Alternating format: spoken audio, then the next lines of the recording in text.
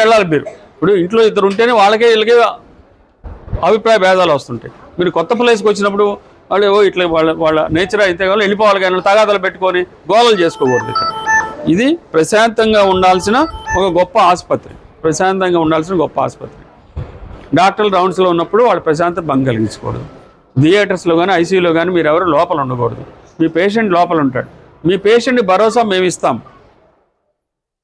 మీ patient తరఫున మీ సొంత మనిషిగా మీ అక్కో, మీ తమ్ముడో, మీ తాతో, మీ అమ్మమ్మో, మీ బామ్మో ఎవరిని ఇక్కడికి వస్తే వాళ్ళు మా బామ్మో, మా అమ్మమ్మో, మా తాతో అవుతారు. ఇక్కడ అలాంటి భావనతో ఉంటారు ఇక్కడ స్టాఫ్లు కానీ డాక్టర్లు కానీ. అందుకని మీ అభద్రతా భావంతో ఉండొద్దు. 90% అట్లాగే ఉంటారు, గుర్తుపెట్టుకోండి.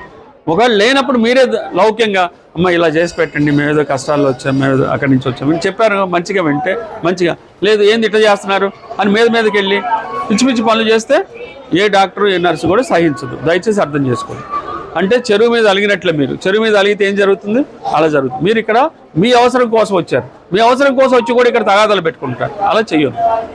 సగం మంది తాగి వస్తున్నారు, అటెండెంట్స్ తాగి వస్తున్నారు, పిచ్చి పనులు చేయొద్దు. ఇక్కడ సిగరెట్లు తాగటం, మందు కొట్టడం అనేది చేయకూడదు. అలా చేసేవాళ్ళు ఇక్కడ రాకూడదు.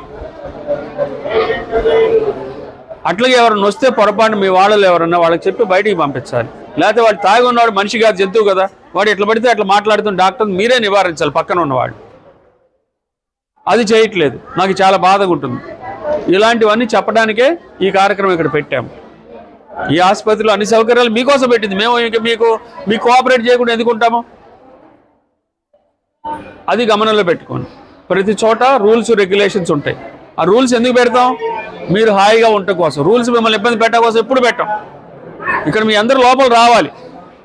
కొంతమంది ఏం దుష్ప్రచారం లోపల రానిట్లా, ఎందుకు రానేమో మిమ్మల్ని. ఇప్పుడు మీరు ఎంత సౌకర్యం ఎందుకు పెట్టాము? ఇక్కడ షెడ్ వేసి ఇక్కడ భోజనాలు పెట్టాం, ఎందుకు చేస్తున్నాము? ఇక్కడ ప్రతిదీ ఫ్రీ అని మేమే చెబుతున్నాము. ఎందుకని? మీ గురించి. అయితే ఒక పేషెంట్కి 20 మంది 30 మంది వస్తే సరిపోతాయి. ఇక్కడ నీళ్లు సరిపోవు, ఇక్కడ వనరులు సరిపోవు. రండి, వచ్చి అక్కడ దిగబెట్టి వెళ్ళిపోండి. ఇప్పుడు నేను కూడా ఇప్పుడు ఎవరు మా వాళ్ళు హాస్పిటల్ చేరితే వెళ్తాం, 2-3 వెళ్తాం, చూసి అమ్మడే వెళ్ళిపోతాం.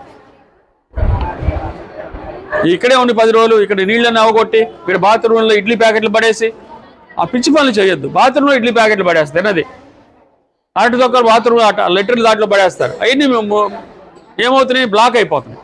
బ్లాక్ అవుతే ఏమవుతుంది, ఎంత కష్టమో తెలుసా? ఇక్కడ ఇంతలో మళ్ళీ అన్ని తవ్వి తాగలేయాలి. ఆ పిచ్చి పనులు చేయొద్దు. డస్ట్బిన్లోనే మీరు తిన్నవన్నీ వెయ్యాలి. ఇలాంటివన్నీ చేస్తే ఈ ఆసుపత్రి బాగుంటుంది. ఈ ఆసుపత్రిని రక్షించుకోవాల్సిన బాధ్యత కూడా ఉంది. ఎందుకని? మీకు సౌకర్యం కోసమే. ఈ సౌకర్యాలను చెడగొట్టుకుంటే ఏమవుతుంది, వెనకొచ్చేవాడు ఇబ్బంది పడుతుంది. వెనకొచ్చే పేదవాళ్ళే ఇక్కడికి వచ్చేది. ఆ పేదవాళ్ళని వెనకొచ్చే పేదవాళ్ళని మనం ఇబ్బంది పెడతామా? పెట్టకూడదు. అది మన తత్వమే కాకూడదు. అందుకని ఇవన్నీ పొద్దుగూలు అబ్జర్వ్ చేస్తుంటాం. పార్కింగ్, అబ్బాయి ఇక్కడ పెట్టండి, ఇక్కడ పెట్టడు, అడ్డంగా పెట్టి వెళ్ళిపోతాడు. వెనకొచ్చేవాడికి ఇబ్బంది. అంబులెన్స్ రావాలంటే ఇబ్బంది. సావు బతుకులు మధ్యలో వచ్చే అంబులెన్స్ లోపల రావాలంటే బైక్ అడ్డం పెట్టి వెళ్తే. అందుకని ఇప్పుడు ఎమర్జెన్సీ వైపు పార్కింగ్ పెట్టాం. లోపలికి ఆగి పెట్టేసి నడిచిన చిన్న పిల్లలు కూడా చివరి వార్డు దాకా వచ్చి అక్కడ పెట్టి వెళ్తాడు. ఆ వార్డులోకి ఏమైనా పోవాలంటే పోవడం కష్టం.